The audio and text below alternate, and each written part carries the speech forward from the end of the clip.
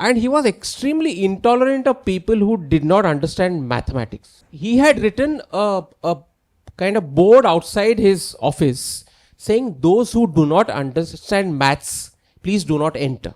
There were proposals to increase salaries of the professors at Ferguson College. And Tilak opposed the proposal. Tilak and his group opposed the proposal, saying that we have got into education as a kind of Jesuitical mission. Throughout his career, Nanavati distinguished between genuine mistakes and deliberate wrongdoing throughout all his command tenures.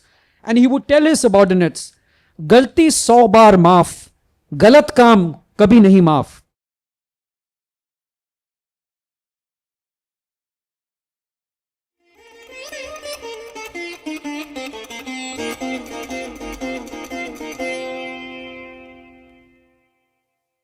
Thank you all for taking your seats. So, what we are here to talk about today is two wonderful books. We'll talk a little more about the books in the course of the conversation. But as you know, biographies are usually all about understanding historical figures. They share facts and they also show you some interpretation. We'll be exploring this delicate balance between sort of maintaining the journey of the individual who is larger than life. That's why you write the biography, right? There's a story to tell there. But we'll also be talking about these distinguished, people that have been featured in these biographies. And we'll talk a little bit about the complexity of Indian history. You'll be able to understand that a little more.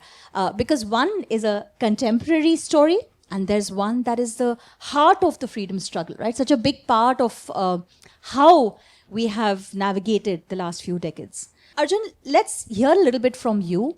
What got you to this, sort of space of historical biographies, and how did you sort of come to select your subject in this particular instance, or how did they select you? Thank you for that question. So the biography that I wrote is of a relatively contemporary general from the Indian Army. Not so very well known till now, because he decided to fade away from public life after retirement from service. But by virtue of my engagement with him over the years, I found him to be a fascinating subject to investigate and write about, because he exemplifies what India's armed forces have gone through in the period since 1971, right? Now, after I finished writing my first two books, and the first two books were India's wars that looked at war and conflict from 1947 to 1971, and then the next one from 72 to 2020. As a military historian, I had to look for fresh ideas, right? There was no more war to write about after 2020. And if I wanted to stick to the genre of military history, I needed to look for a fresh space and a fresh idea.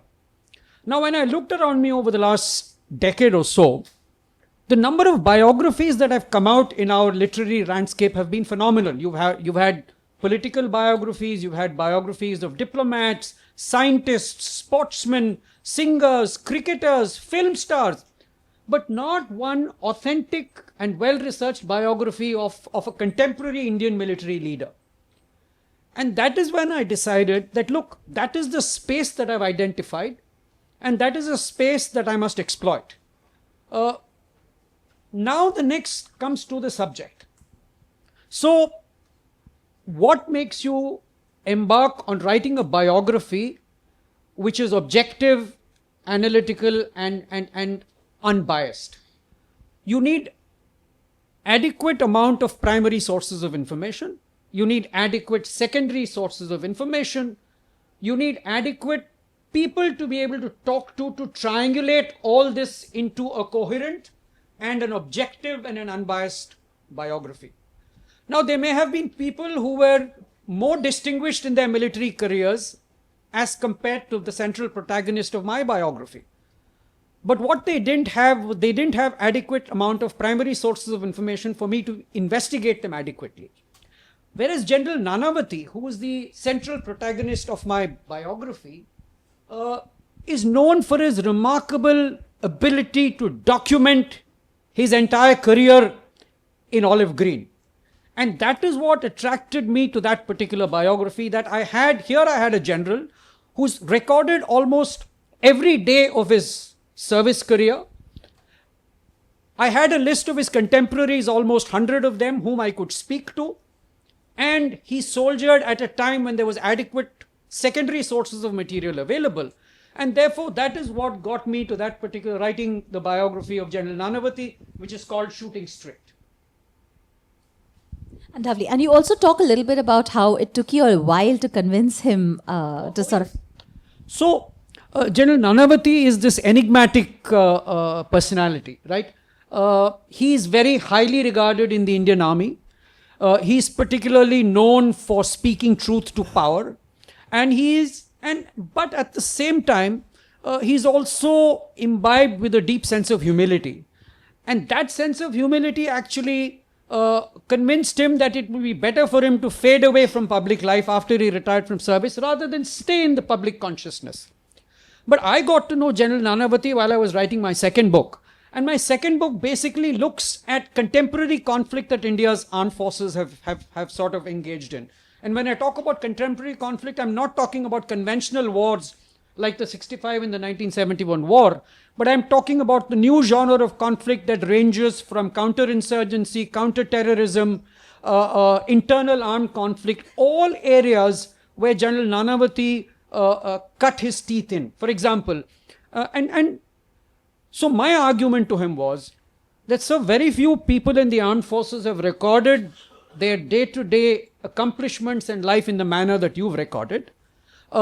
And therefore, I think you owe a sense of responsibility to those who served along with you and the nation at large, that if there is somebody who wants to tell your story and through your story, tell the story of the Indian Army, I think it's a worthwhile proposition.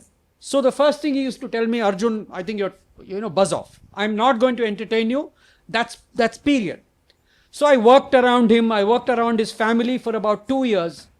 And then finally got his concurrence to write his biography sometime in April 2022. So that's the story behind how I got this extremely reticent general to talk about his career in soldiering and the Indian Army.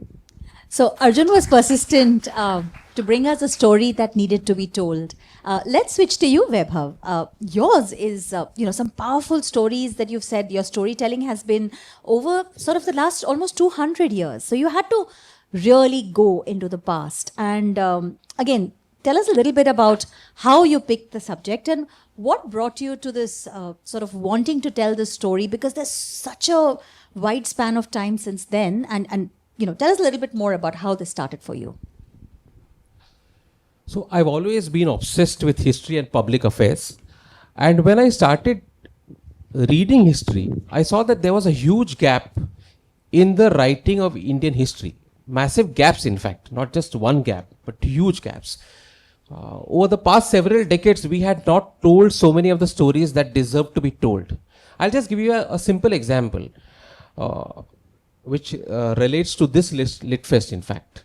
Probal Dasgupta has written a book on the 1967 India-China conflict. Now, nobody had ever told us that this conflict had taken place, and in fact that we had given the Chinese a bloody nose during this conflict. But Probal has done it. Similarly, we did not write about Sardar Patel enough. We did not write about Subhash Chandra Bose enough. We did not write about so many aspects of Maratha history and other chapters of Indian history enough. And we are fortunately at a moment in time when actually we have started writing about all these subjects. So Indian history writing is no longer unidimensional the way it used to be. It has, in the real sense of the word, become multidimensional. And I saw that I could identify some of these gaps. So I wrote a biography of Vinayak Damodar Savarkar, a highly controversial figure in Indian history. And my latest book, which I'm going to talk about, is a biography of Bal Gangadhar Tilak. In Marathi, we pronounce it as Tilak. In Hindi, we would call it Tilak. So why did I write a book on Bal Gangadhar Tilak? Tilak was the preeminent leader of India's freedom movement before the arrival of Mahatma Gandhi on the national scene. Without Lokmanya Tilak, there could not have been a Mahatma Gandhi.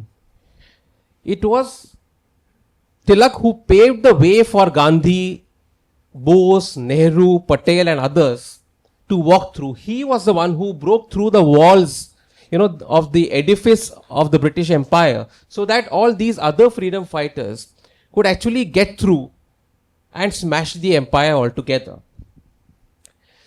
It was Tilak who converted India's freedom movement into a mass movement. Before he came onto the scene, it wasn't a mass movement. It was a closed-door debating society. The Indian National Congress was a debating society, purely a debating society of the educated elite and the highly anglicized elite who looked at the British Empire as some sort of divine dispensation. Even Tilak's colleague, Gopal Krishna Gokhale, looked at the empire as divine dispensation. There was Dadabhai Nauroji, of course, there was Badruddin Tayyabji, there were so many others. But Tilak did not bring that frame of mind to the freedom struggle. He made it very clear that the British had absolutely no business being in India. Through his newspapers, the Kesari and the Maratha, he actually articulated the grievances of the Indian population day in and day out. And he wrote about the insults, the humiliations, the slights suffered by the vast majority of the Indian people. He wrote about the ruthlessness and the rapaciousness of the British Empire in a way nobody before him had. So he created all this awareness, and he was a mass leader. So he led the people and he involved the people in the freedom movement. So if Gandhi got the infinitely great Indian masses behind him in the Indian movement, it was Tilak who got them invested and involved in the movement in the first place. That's why we say that without him, there could not have been Gandhi. Now look at the irony. Tilak was also the most popular Indian of his time. Wherever he went, whichever city, state he went to, whichever province he went to, he attracted massive crowds. But the irony is that in the last 70 years or so, we haven't had a proper standard biography of his in English. His centenary we celebrated in the year 1956, and at that time a flurry of books came out. After that, there was complete silence for decades. So I could clearly see this gap, and I could see that there were archival documents that were there to be seen, to be referred to. There were British Empire documents. There were Tilak's own writings in the Kesari and the Maratha, very powerful writings, speeches, documentation of all kinds, which could be written about. Stuff that Tilak's rivals have written about could also be written about in the book. And India needs to know this historical figure in order to understand where it is today.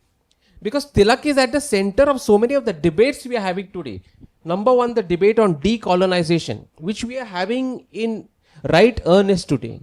About the nature of the empire, which he exposes like very few people exposed at that time or are exposing even now. And the very nature of the freedom movement. So we haven't fully understood our freedom movement if we haven't read adequately about this man and his times and how he converted the movement into a mass movement. And that's the reason I have written his biography. Wonderful. And we get to read and hear these stories and imagine them and visualize them as well. So thank you for that. Arjun, let me ask you a little bit about the early days now. You started this journey, the subject. How did you sort of face the early challenges? What happened when you embarked on this, when you started to do the research? What were some early challenges or thoughts you had, and what was the way you dealt and coped with them? So let me contextualize your question with the first chapter in my book, which is called Early Days. So one of the things that attracted me to General Nanavati was not only his exceptional career in the Indian Army, but also a fact that he represented a community that has punched well above its weight in the Indian Armed Forces, which is the Parsi community, right? And through a lot of secondary sources of information and through a lot of conversations with General Nanavati, I also managed to unearth a lot of nuggets of nice stories from his early days, because his father was an exceptional officer from the original Bombay State Police cadre. He was the Inspector General of Police. And so I realized that for me to do justice to this extremely accomplished soldier, I couldn't just begin his story at the Indian Military Academy where he first went to, but I needed to go much further back into the early days of his childhood, growing up as the child of an accomplished Parsi police officer in places like Rajkot, Hubli, Dharwad, and then in Mumbai. And then those nuggets of little stories that ingrained very strong ethical and value-based moorings in him that he carried for the rest of his career. In fact, General Nanavati throughout his career was known as somebody who was not hesitant to speak truth to power, and that is something that was also extremely challenging to navigate. But most challenging for me while writing the book was, how do you as a biographer remain rooted to the ground and not get overwhelmed by the personality of the central protagonist? Like, Vaibhav, many times while you would have been writing your book, you would have tended to sort of think of Tilak as this larger than life figure. And then you would have told yourself that, look, I need to remain grounded and see the man for what he was. So similarly, when I was doing this biography of General Nanavati, I had to make a sincere effort to look at the man for what he was, with his pluses and with his minuses. So the biggest challenge for me in the book, while writing the book or during the initial days of the book, how do I gather together a bunch of sources or a bunch of people who would also be willing to criticize General Nanavati for some of his failings, for some of the things that didn't work, and for some of the things that make for an objective biography. So retaining objectivity was the biggest challenge for me while I wrote the biography. And what helped me retain that objectivity was, General Nanavati had this habit of scribbling small chits throughout his service career.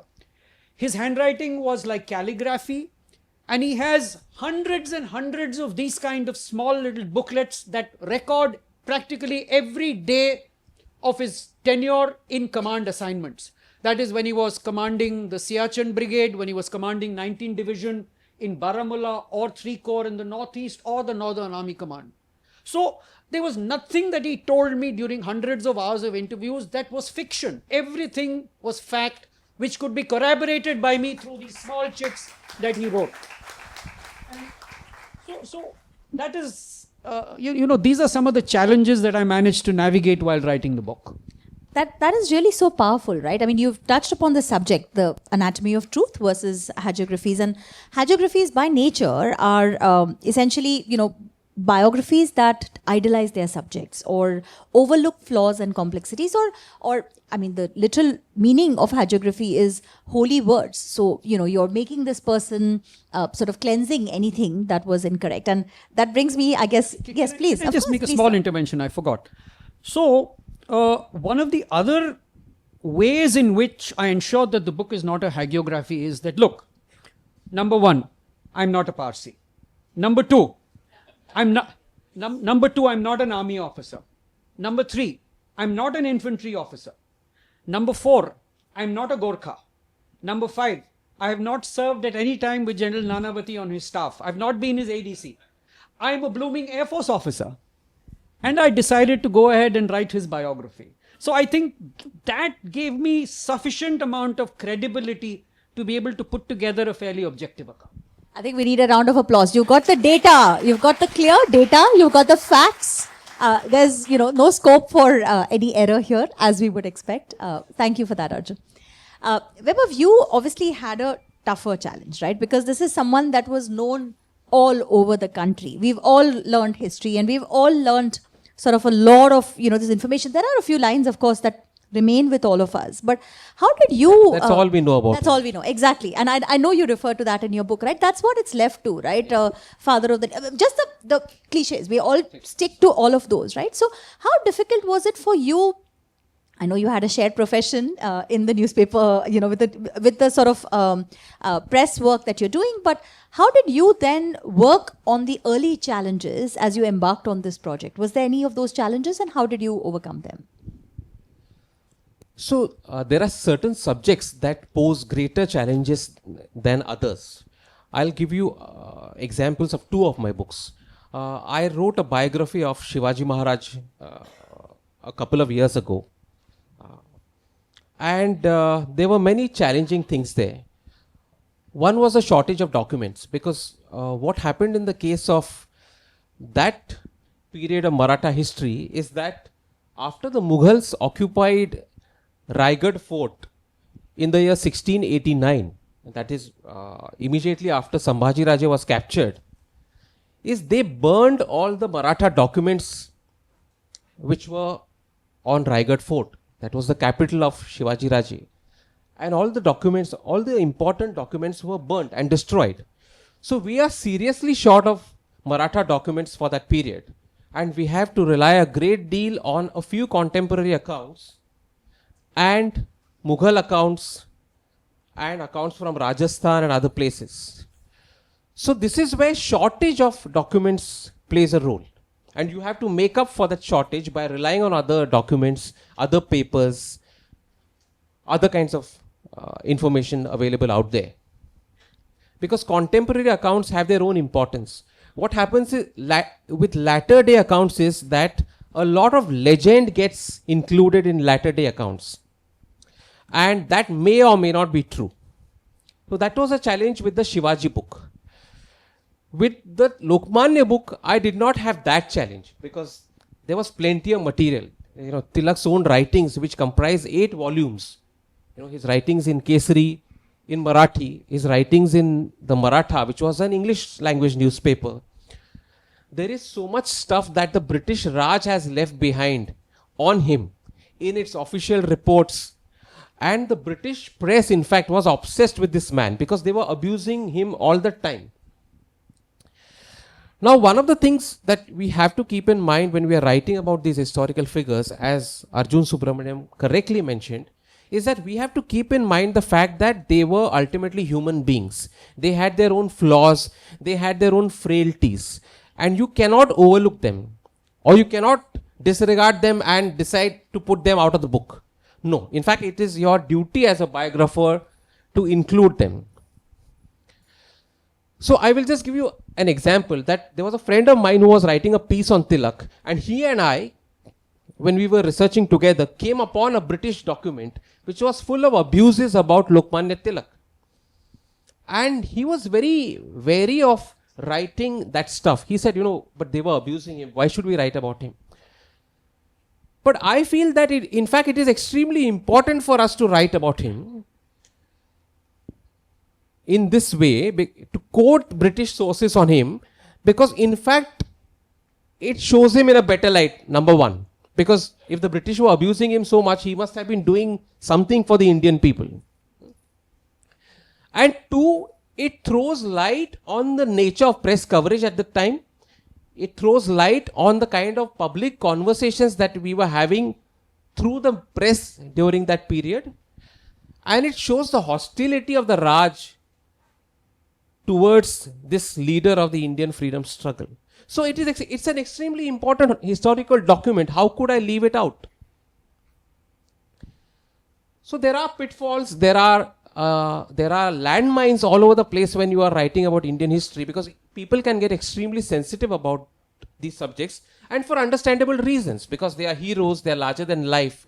But as a biographer, you cannot afford to get sentimental about these things, but you have to write facts. Now, I want to mention one more thing here about facts. We mention the word fact very casually, but a historical fact is not the same thing as just a fact. For example, the fact is that the earth is round. We know this. Okay. But a historical fact is not like this. The famous historian E.H. Carr, whom I regard very highly, wrote in his book, What is History, about the nature of historical fact. And I always bear that in mind when I'm writing. We talk about objectivity all the time. What is objectivity? If I am looking at 10 letters written by Lokmanya Tilak, I am going to not include all 10 letters in my book. I am going to choose 2 or 3 letters which I believe are extremely important and must be included. That is an act of selection by a historian. That selection is interpretation. So there is no complete objectivity when you are writing. And E.H. Carr famously said, all fact is interpretation, or all historical fact is interpretation. So if a historian says he has been or she has been 100% objective, they obviously don't know what they're talking about. But what you have to bear in mind is that you should be fair to the protagonist, and you should be fair to the protagonist's critics and rivals.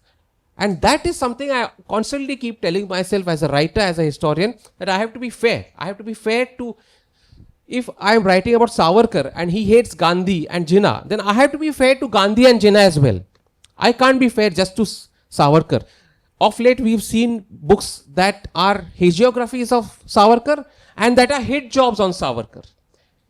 So how do you avoid these extremes? You avoid these extremes by constantly telling yourself that you have to be fair, you have to be fair to the critics, you have to be fair to Savarkar as well.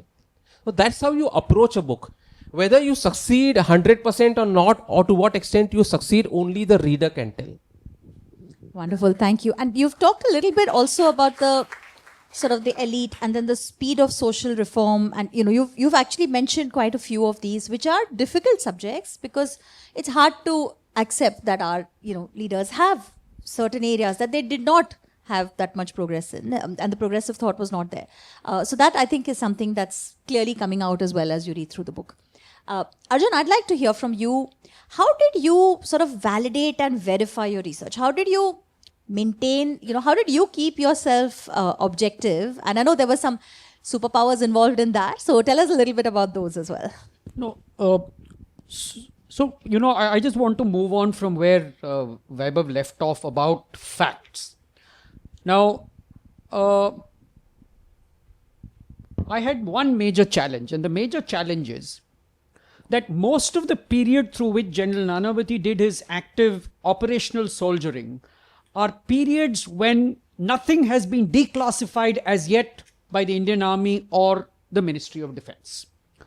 So now how do you get as close as possible to the actual occurrence? And the methodology that I have adopted in all my books with a fair amount of success is called a process of triangulation, right? So when you triangulate the various inputs and facts towards the most probable event and occurrence. So what was the kind of triangulation process that I embarked on? Number one source of triangulation were his own personal records and diaries, which is a very powerful source of material. The second path of triangulation were those almost 100 interviews that I did with his colleagues, seniors and juniors. And the third path was to examine the existing sources of secondary material that is available that could probably guide the reader and me to the most probable occurrence. So when I say something happened during a period which is not yet declassified by either the Indian Army or the Ministry of Defense, I am reasonably sure that I am pretty close to the truth in that book because of this process of triangulation. And triangulation, let me assure you, is a very powerful process as long as the 3 prongs of triangulation are absolutely right. So that's my take on how do you get as close as possible to the truth in the absence of declassified material. Now, here's another thing about declassified material. We have a debate ongoing within India that talks about why are so many agencies not declassifying their files and their archives. even after 25 years or 30 years. But let me assure you that even when files are declassified, it does not absolve historians of continuing the process of triangulation rather than taking declassified material as gospel truth. That's actually very, very powerful. Very, very powerful. You also mentioned there was a certain person keeping you in check. I would love you to share that. Okay. So throughout the process of my triangulation, the one person who kept pushing me towards objectivity was my wife, because General Nanavati is somebody, when you get to know him, it's very easy to get overwhelmed by his personality. Extremely strong personality, very strong views, extremely articulate even now at the age of 81, facts and figures on his fingertips, names on his fingertips. And therefore, my wife used to tell me that she was a constant, she used to push me towards objectivity. Arjun, don't get overwhelmed by the personality of the central protagonist. Yeah. Lovely. So thank you. An applause for ma'am, please. Vaibhav, do you want to add anything about your process? Was there a way you made sure you were sticking to accuracy and facts, or anything additional you want to share beyond what you shared already? Yeah, I'll just add a couple of things. He spoke about interviews that he did, because he's writing about somebody, who is contemporary. I'm writing about a historical figure, so there are no contemporaries to talk to. Tilak himself is not around. I was extremely fortunate not to have approached him, in fact. Because, I'll tell you the reason, in fact. I would have loved to meet him, but he had two obsessions in his life. One was mathematics and the other was swimming. And that's something we don't know about our people, because we only hear hagiographic stuff, And he was extremely intolerant of people who did not understand mathematics. And he had written a kind of board outside his office saying, those who do not understand maths, please do not enter. These people, some of these people were very stern. We know that, So I wouldn't have got entry into that office. Let's do a show of hands. I know for certain. How many would be standing outside with him? I know for sure. That's why I'm saying that, I'm lucky I did not approach him, because he would have refused to talk to me. But I want to mention stuff about some discoveries that you often make. And here I want to talk about two books in particular, one on Savarkar. When I was writing the chapter related to Gandhi's assassination, in which Savarkar was mentioned as an accused, and he was eventually acquitted, I looked at a number of documents and I came to the conclusion that Savarkar was innocent and he wasn't involved. And I started writing that chapter. At that point, somebody drew my attention to other documents. And I looked at those documents, and when I balanced things out, when I carried out the process of triangulation, as Arjun Subramaniam mentioned, I came to the conclusion that there may have been no evidence to convict Savarkar, but the circumstantial evidence was such that everything pointed in one direction, and that was the direction of Savarkar. And Sardar Patel, in fact, and later, in fact, I found Sardar Patel's correspondence where he writes that there is no direct proof, but the finger of suspicion points at Savarkar. So I had to drastically redo that chapter because of the discoveries I had made. So this is the kind of discovery you often have when you're writing history. And another discovery, interesting discovery I made when I was writing the Tilak book was that we have often been taught that there was this great massive ideological clash between Tilak on the one hand and Gopal Ganesh Agarkar on the other. So one was a group of traditionalists, conservatives led by Tilak, and the group of social reformers led by Agarkar. But what I discovered was that their fallout was actually over money matters. Money matters related to the Deccan Education Society. And what were these matters? There were proposals to increase salaries of the professors at Ferguson College. And Tilak opposed the proposal. Tilak and his group opposed the proposal, saying that we have got into education as a kind of Jesuitical mission. We are not here to make money. Whereas Agarkar said, no, we need more money to survive. And he in fact accused Tilak, interestingly, that you come from a well-to-do background, but I come from a background of poverty, so you don't understand the meaning of money. And there are these very massive debates happening, and he opposes this proposal. And massive fights break out in the Deccan Education Society. Then Gopal Krishna Gokhale, who is a member of that society, wants a loan. And he belongs to Agarkar's group. So Tilak opposes that proposal. We will not release loans to members of the Deccan Education Society. And there is this further divide. Then the princely ruler of Kolhapur decides to give one day a gift of 400 rupees of 700 rupees in fact, to editors who are doing good work. And Tilak and Agarkar are editors of Maratha and Kesari respectively. So they go to him and he says, of course, you've been doing excellent work. Here is a sum of 700 rupees. You keep to yourself. And this is a gift to you.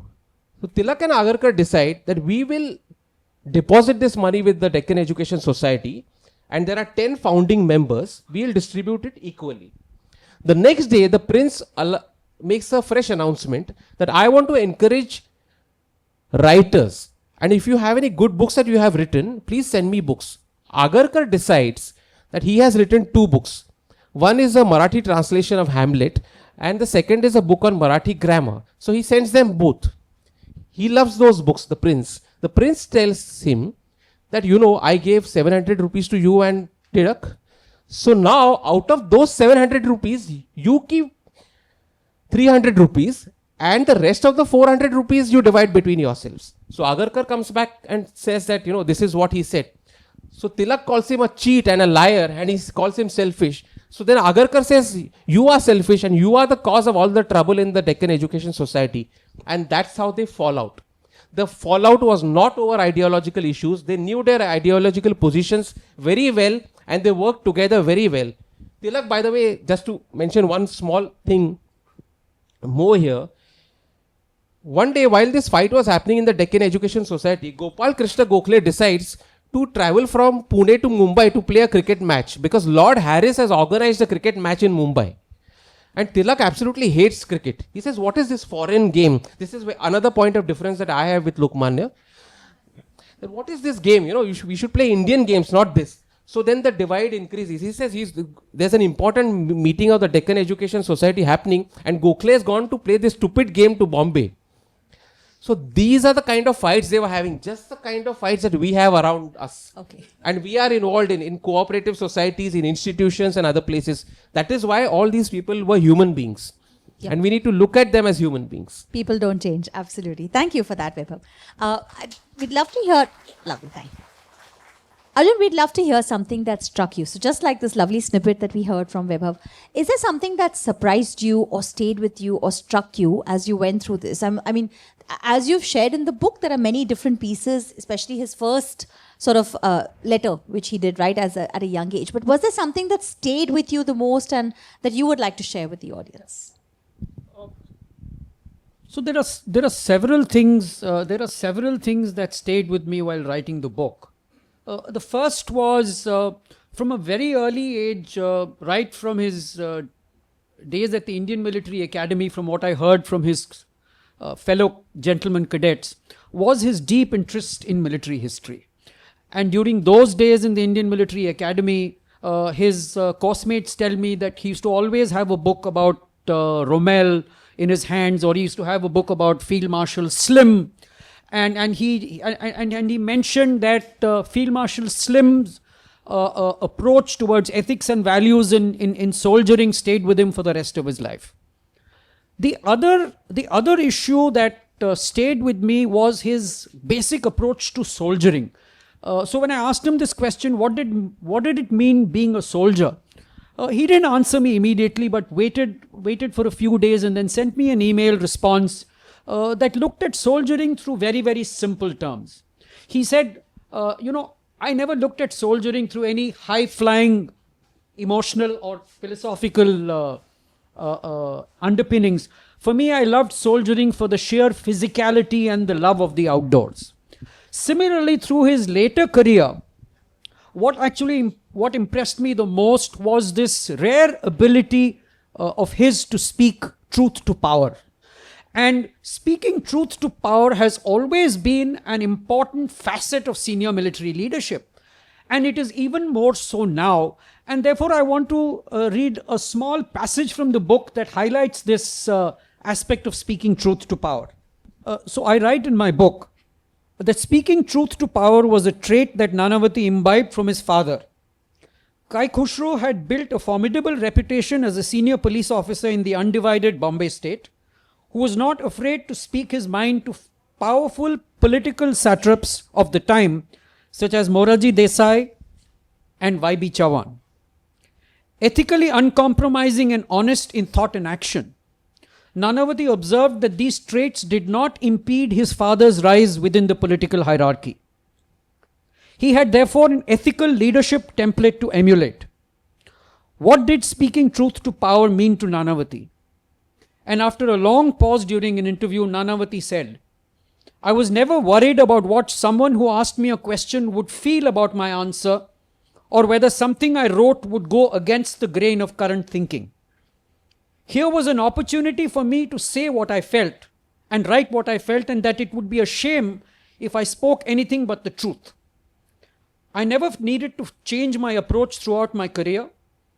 I rarely received any pushback from the leadership on my views, even if there was professional disagreement. And what was important was that throughout his career, Nanavati distinguished between genuine mistakes and deliberate wrongdoing throughout all his command tenures. And he would tell his subordinates, Galti 100 baar maaf, galat kaam kabhi nahi maaf. To translate that, a mistake is forgivable, but not intentional wrongdoing, he would say. Wonderful. That was some amazing storytelling about two really, really powerful sort of stories that these books feature. Bal Gangadhar Tilak and General Nanavati. One last question from me is, how do you keep your story appealing to this? I mean, just look around us, right? Such a wide audience, so much diversity here. Different ages, different expectations, backgrounds, professions. How do you tell a biography, a historical biography, and keep it appealing to a wide range of audience? I will just use the lens of one of the letters that General Nanavati received from another very, very accomplished soldier. And I'm talking about a Mumbaikar. So, Lieutenant General Shailesh Tenayakar is a paratrooper, and he commanded the 10 Para Special Forces. He was a young officer, a second lieutenant, very impressionable young officer, when General Nanavati, as a colonel, commanded the Para Commando Task Force in Sri Lanka in 1987-88. So when General Nanavati retired, Shailesh Tenayakar was a colonel commanding 10 Para SF. And this is what he wrote to General Nanavati. And he writes, and this is on 9th May 2003, just a month before General Nanavati retired. My dear General, I write to express immense gratitude for being a fantastic role model for myself, and I'm sure many others in our army. I have always held you in great admiration since our short association in 1988. Young, inexperienced, and given to a cavalier approach to soldiering, your professionalism was electrifying. That first impression is undying, indelible, and has remained as a perfect guide, a lodestar to follow. Lucky are those who served with you and grew with you in service. I have tried to emulate you in many ways with little success. Minor habits which add up to a great personality. Sometimes I wonder how you could hold your own in an environment so different in morals, dignity, and dedication. I must confess that you have influenced me in many ways. On the eve of your retirement, I can only thank you for being the great soldier that you are and for discharging your duties with unmatched commitment. I hope our army puts forth more like you. It inspires us to soldier on for our army and country. With all good wishes and best regards. Any last words from you, Vaibhav? What's next? Yeah. You spoke about the approach to historical writing, Yes. and how do you make it Appealing. appealing? Yes. Well, in India, we've had a tradition of writing history which nobody can understand. And we complain too much about our history books, textbooks, in fact. Because the point is, who reads those textbooks anyway? Why do we complain so much? We don't read it beyond our curriculum. And if they were to be converted into sleeping pills, they would put all the sleeping pills out of the market. My idea is to write history that is accessible, that relies entirely on historical documents, that's faithful to the documents, that is genuine, but at the same time, it's history for the reader. It's not history that cannot be understood at all. That's the idea.